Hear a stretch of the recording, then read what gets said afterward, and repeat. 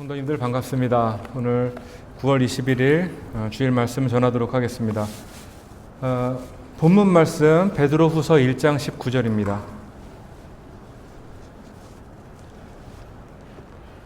베드로후서 1장 19절 말씀입니다.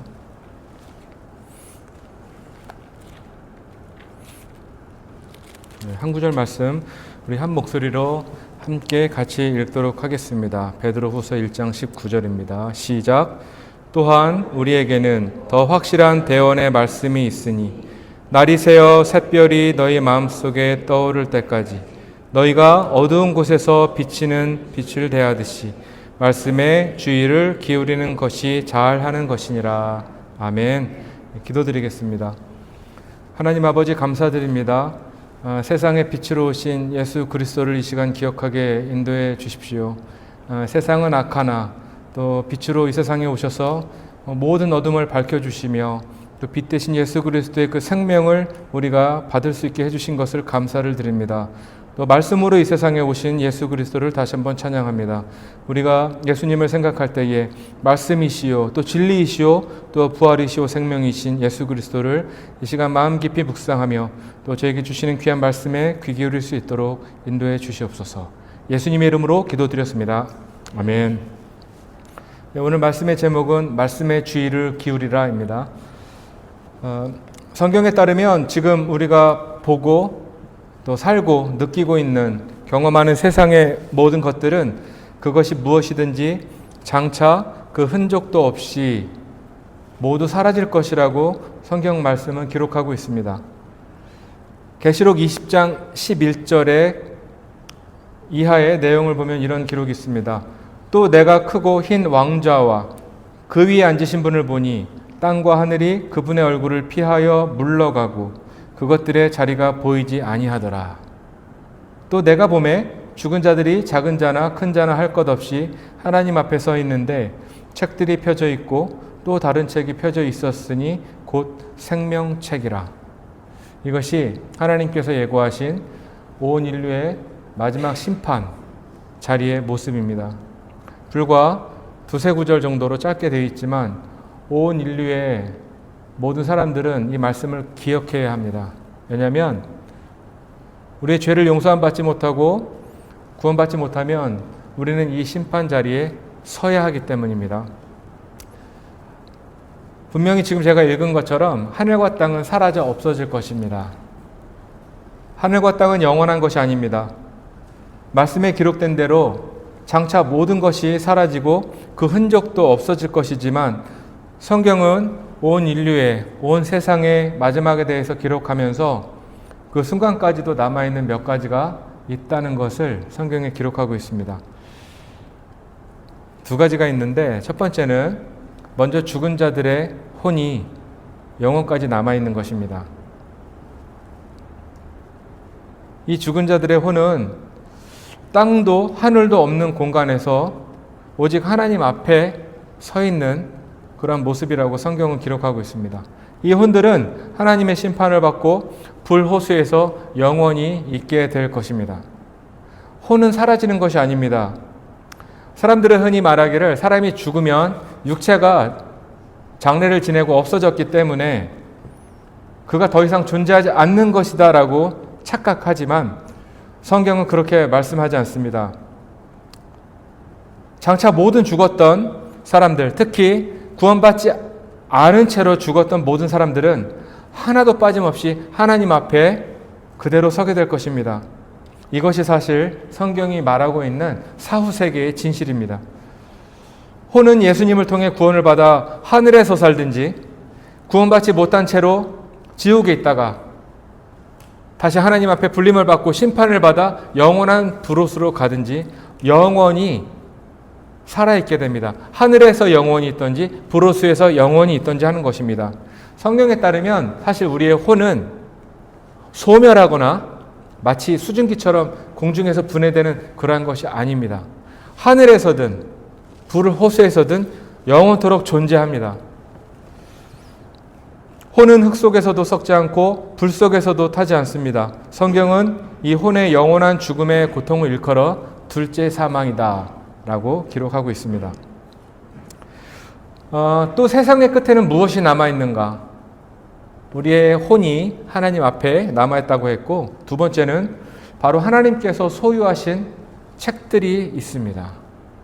이것은 영원히 지속됩니다. 제가 아까 말씀에서 읽은 것처럼 하나님 앞에 서 있는데 책들이 펴져 있고 또 다른 책이 펴져 있었으니 곧 생명책이라. 우리는 이 책이 어떤 책인지 분명히 알 수 없지만 저는 이 책들 중에 하나는 성경책일 것이라고 확신합니다. 또 다른 책도 있는데 그것은 생명책이라고 했습니다. 인간의 타락 이후로 구원받은 모든 자들의 이름은 이 생명책에 기록이 되어 있습니다. 이것은 은혜입니다. 또 이것은 영원한 축복입니다. 하나님은 말씀으로 세상을 창조하셨고 그 말씀으로 동일하게 세상을 심판하실 것입니다. 그리고 하나님의 심판은 책에 따라 또 자신의 말씀에 따라 이루어질 것입니다. 하나님이 영원하신 것처럼 하나님의 말씀은 영원합니다.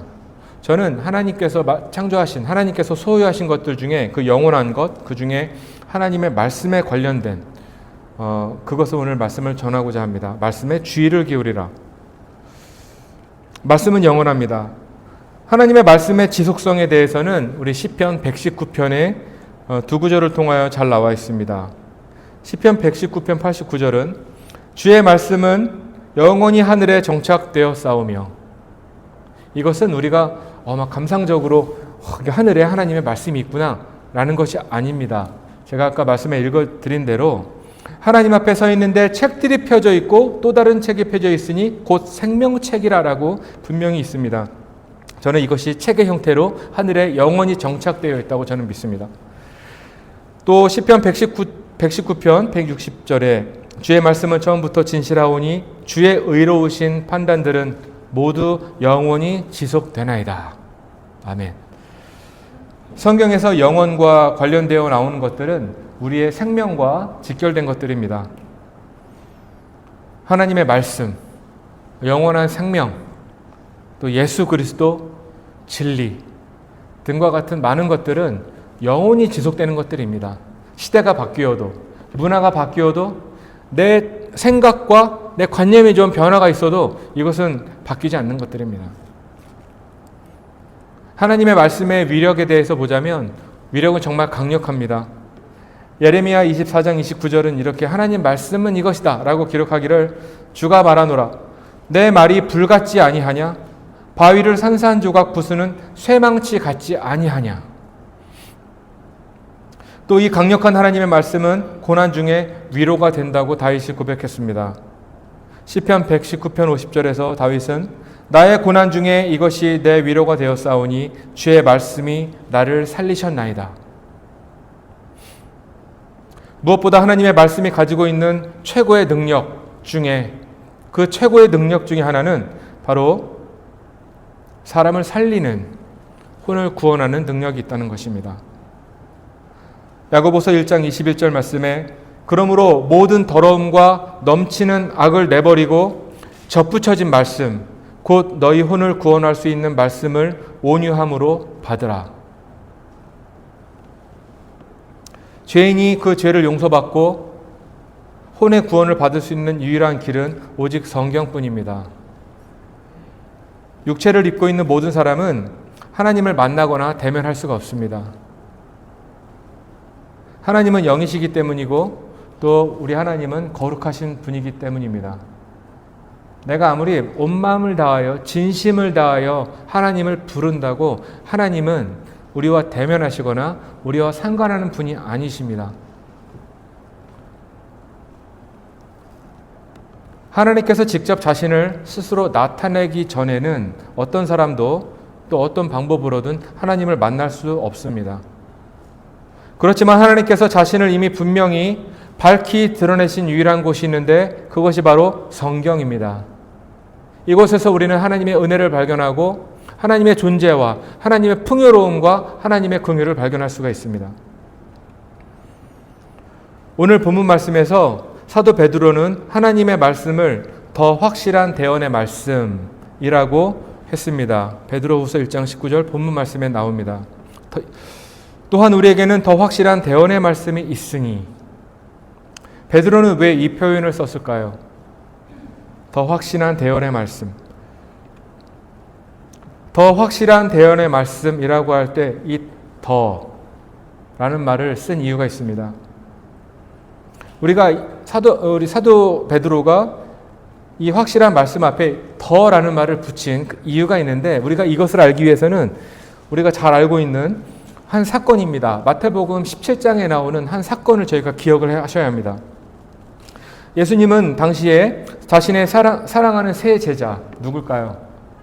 베드로와 야고보와 요한이 있었는데, 이 세 제자를 데리고 어딘가 가셨습니다. 어느 산으로 올라가셨습니다. 이때 아주 신기한 일이 벌어졌는데, 예수님의 몸의 형상이 변화되었습니다. 자초지종은 나오지 않고 이 세 제자를 산으로 같이 동행하셔서 올라가셨을 그 당시에 예수님의 몸이 갑자기 변화되셨습니다. 얼굴이 해같이 빛나고 그분의 옷이 빛같이 희게 되었더라. 마태복음 17장에 이렇게 나옵니다.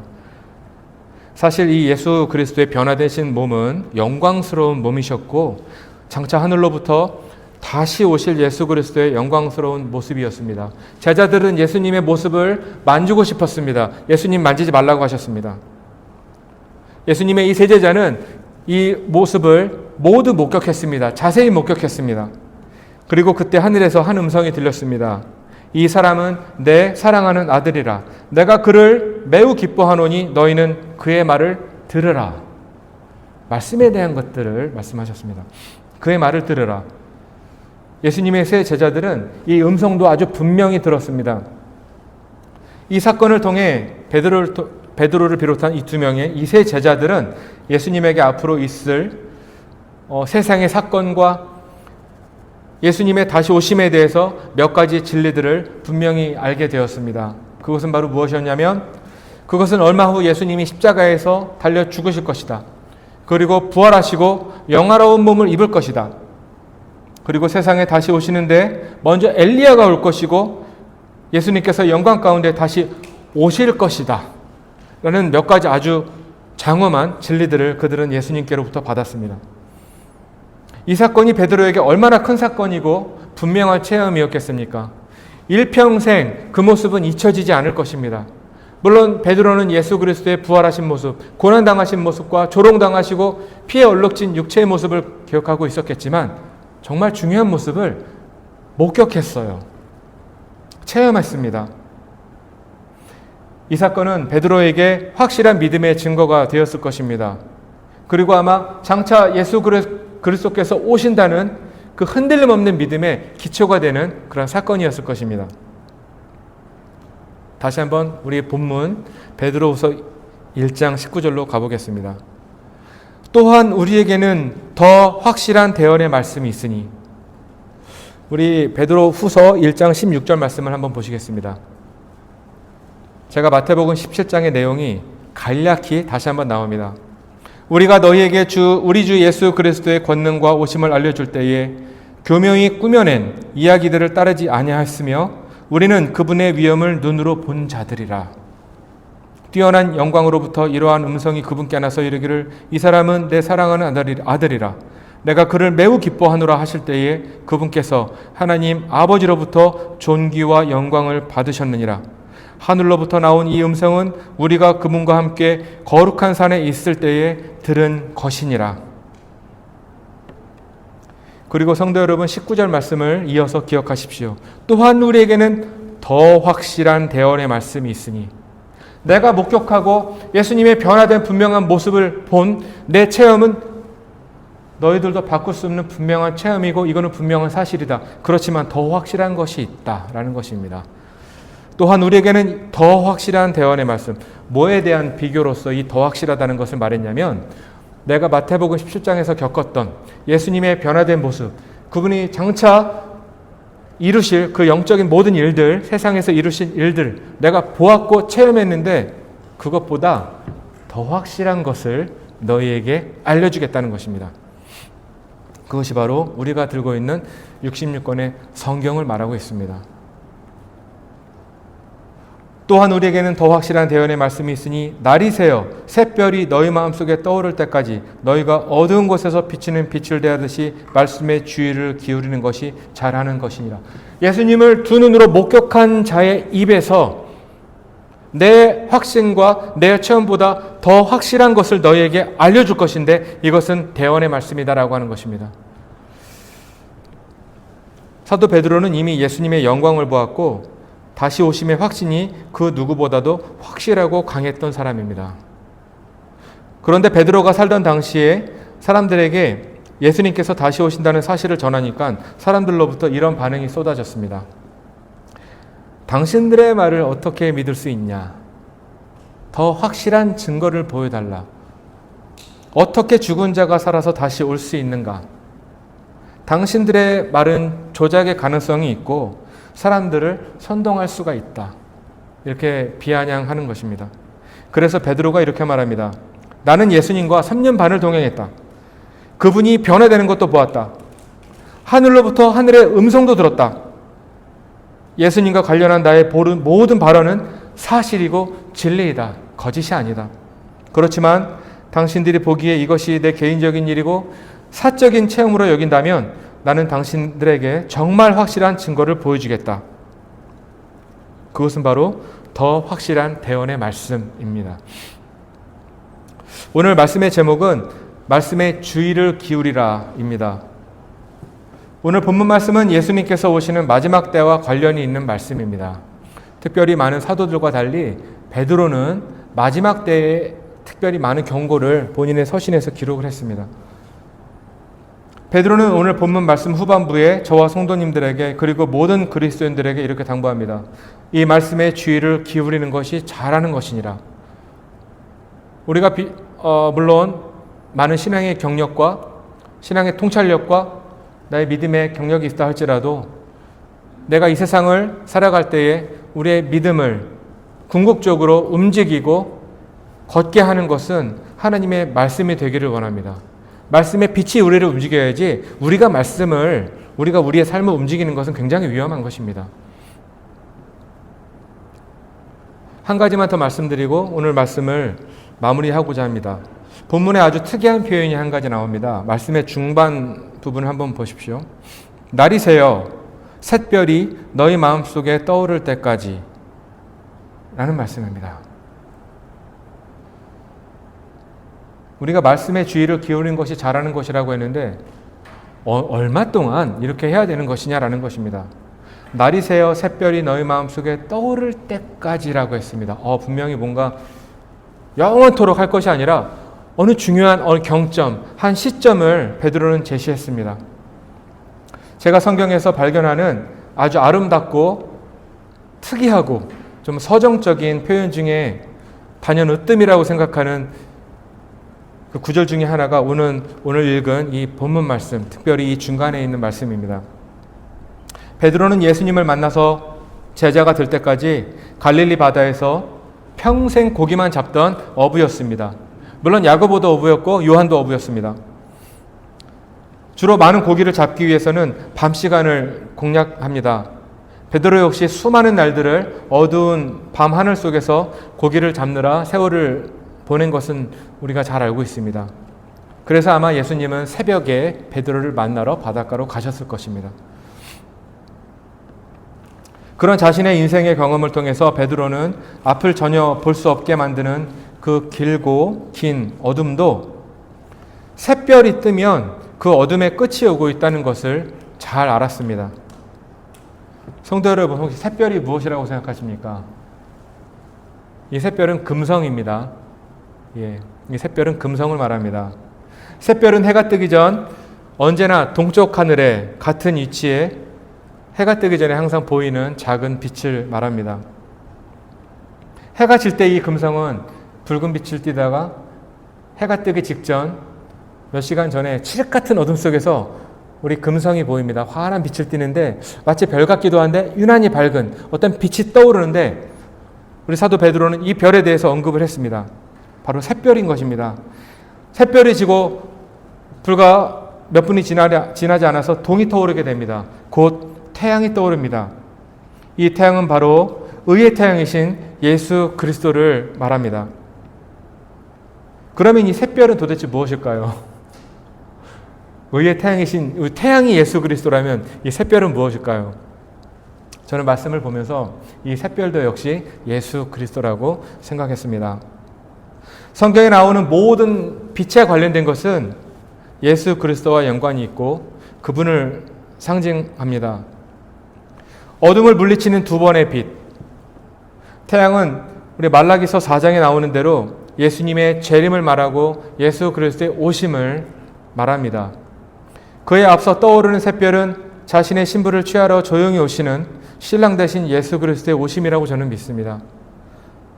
그 이유가 바로 본문 말씀에 나오는데 날이 새어 샛별이 너희 마음속에 떠오를 때까지 라고 기록하고 있습니다. 모든 그리스도인들은 하나님의 말씀을 빛으로 삼아 어두운 세상을 살아가는데 그 어두운 모든 시간이 그 끝이 있다는 것을 베드로는 오늘 전하고 있습니다. 말씀은 영원합니다. 예수님이 재림하셔도 우리 모두가 장차 새하늘과 새 땅에 살아갈지라도 하나님의 말씀은 그때에도 영원히 지속될 것입니다. 그럼에도 불구하고 사도 베드로는 우리가 특별히 하나님의 말씀을 빛으로 삼아서 이 말씀에 주의를 기울여야 하는 타임이 있는데 그 시기가 바로 날이 새어 샛별이 너희 마음속에 떠오를 때까지라고 말하는 것입니다. 예수님이 오시지 않는 한 세상은 어둠입니다. 예수님 없이 세상을 밝히려고 하는 모든 신앙적인 시도와 종교적인 시도들을 저희는 주의해야 합니다. 어둠은 사물의 본래의 모습을 숨깁니다. 어둠은 길을 보이지 않게 합니다. 심지어 어둠에 깔리면 우린 거울로 우리 얼굴을 볼 수도 없습니다. 심지어 그리스도인이라 할지라도 어둠 가운데 살아가면 우리는 우리 마음의 생각과 그 의도들을 분별할 수가 없게 됩니다. 어둠 속에서 색깔에 대해서 토론하고 또 어둠 속에서 아름다움에 대해서 말한다 할지라도 그것이 무슨 소용이 있겠습니까? 어둠이 진짜 공포스럽고 잔인한 것은 따로 있습니다. 사람이 이 어둠을 편하게 여기고 이 어둠 가운데 있는 것을 극도로 좋아한다는 것입니다. 요한복음 3장 16절에 기록되기를 정죄는 이것이니 곧 빛이 세상에 왔으되 사람들이 자기 행위가 악함으로 빛보다 어두움을 더 사랑한 것이니라. 사람들이 어둠을 사랑하는 것은 그 어둠 속에서 자신의 어두운 행위들을 숨길 수 있기 때문입니다. 그래서 사람들은 예수님이 스스로를 빛이라고 말했을 때 예수님을 제거하려고 했습니다. 자신이 그 예수님께서 말씀하신 예수님의 그 빛에 내가 노출되는 것을 그들은 두려워했습니다. 그래서 그 빛을 제거하려고 했습니다. 사도 바울은 갈라디아서 1장 4절에서 우리가 사는 이 세상을 악한 이 현 세상이라고 말했습니다. 그분께서 하나님 곧 우리 아버지의 뜻에 따라 이 악한 현 세상에서 우리를 건지시려고 우리의 죄들로 인하여 자신을 주셨으니. 아멘. 사람이 하나님으로부터 받을 수 있는 두 가지 큰 은혜가 있습니다. 첫 번째는 예수 그리스도입니다. 두 번째는 바로 하나님의 말씀의 빛입니다. 특별히 이 두 번째 은혜, 하나님의 말씀과 관련해서 베드로의 고백대로 우리가 어두운 곳에서 빛을 대하듯이 이 하나님의 말씀에 주의를 기울이며 사시기를 간절히 부탁드리겠습니다. 다윗은 하나님의 말씀이 빛이라는 것을 잘 고백했습니다. 주의 말씀은 내 발의 등불이요 내 길의 빛이니이다. 주의 말씀들이 들어오면 빛을 주며 이 빛이 단순한 자에게 명철을 주나이다. 성도 여러분, 어둠은 영원하지 않습니다. 곧 샛별이 솟아오르고 그 뒤를 이어 의의 태양이 솟아날 것입니다. 어둠 가운데 더 확실한 대언의 말씀을 주신 하나님을 찬양하고 또 하나님께 감사를 드립니다. 성도 여러분, 끝으로 이 말씀이 항상 우리의 마음을 성도 여러분의 가정과 성도 여러분의 일터와 성도 여러분들이 가시는 곳마다 그 길을 비추게 하십시오. 우리 성도 여러분들이 우리의 모든 것을 하나님의 말씀의 빛 앞에 노출시키시기를 부탁드리겠습니다. 우리 마음속 깊은 곳의 모든 의도들이 하나님의 말씀의 빛 앞에 드러나게 사십시오. 에베소서 5장 8절에는 우리가 한때는 어둠이었다고 기록합니다.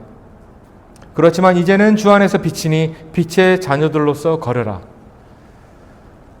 주님께서 오시는 날까지 샛별이 우리 마음에 떠오를 때까지 저와 형제자매님들 모두 이 말씀의 빛 가운데 우리가 항상 걸어가시기를 부탁드리겠습니다. 너희가 어두운 곳에서 비치는 빛을 대하듯이 이 말씀에 주의를 기울이는 것이 잘하는 것이니라. 아멘. 네, 기도하고 말씀을 마치겠습니다.